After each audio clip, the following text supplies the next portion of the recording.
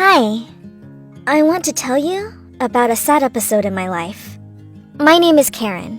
I am 15, and some time ago, I was about to lose all my hair that I have been growing for all my life. This is what happened. I was born already with beautiful dark hair that they say is a rare thing with newborns. As I was growing, it got even darker and even more beautiful. I stand out in all my pictures since the early childhood, as my mom liked to make some complicated hairstyles every day. Point is, all in all, I am not a rare beauty, unfortunately. So hair was the thing that made me feel pretty and confident. Every time someone met me for the first time, his reaction was, "Oh, what a beautiful hair! May I touch it?" I know that some people with something special in their looks are irritated by constant touching, but for me, it was very pleasant. As I was growing, I started getting a lot of attention from boys. I prefer to think that this is because of my splendid personality. But to be fair, I realize that my hair is the basis of my attraction. Imagine that I had never cut it, and it was really, really long. This is why I have always taken good care of it, and at some point, started being too cautious about its health. For me, every hair lost was a reason for panic, even if I understood quite well that I was exaggerating. I was so paranoid about it that I started having nightmares about losing my hair lock by lock. I woke up all scared and sweaty.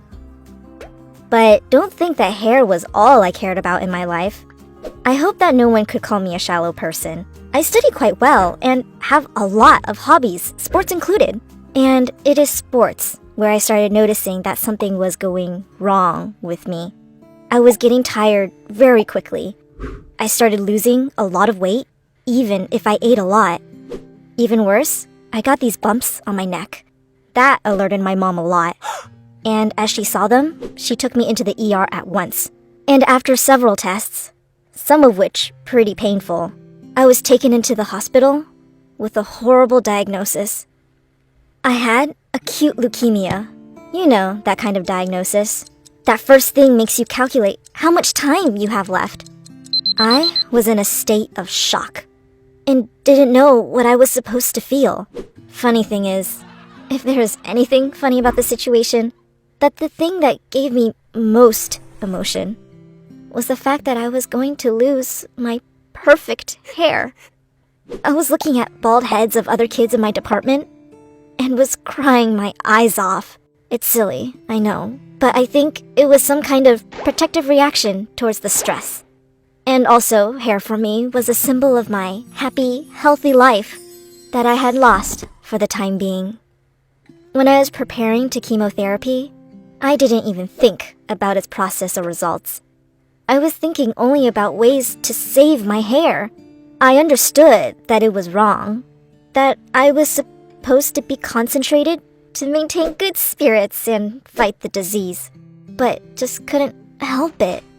But suddenly, help came when I least expected it. My doctor proposed me to try a new hair loss prevention therapy that generally consisted in freezing the scalp during the chemo. These were still the trials, but due to my unusual hair, the doctors were interested to how I react. They said that it was the only credible hope to save the hair, at least most part of it. Of course, I agreed. I came to chemo more concentrated and more positive, if you can call yourself positive in such a situation. What's more important, I got hope. Believe me, hope to save my hair in my mind was tightly connected to hope to get better, which is an enormous deal when we are talking about leukemia. I was sitting in that funny freezing hat, getting my therapy and praying that it goes all right. And my prayers were heard. Some time has passed, and now I am in a remission, slowly turning back to my normal life. And what about my hair? Well, I have lost some part of it, like in my nightmares. But it still looked good after all the therapies, and I didn't feel like it disabled. More importantly, now that I am a bit older, I have developed a calmer attitude towards my hair, and I'm not scared to lose it that much, as I saw that losing it, nothing horrible happens. But I am convinced that the fact that I stuck to my hair as a symbol of my healthy life helped me to fight the disease.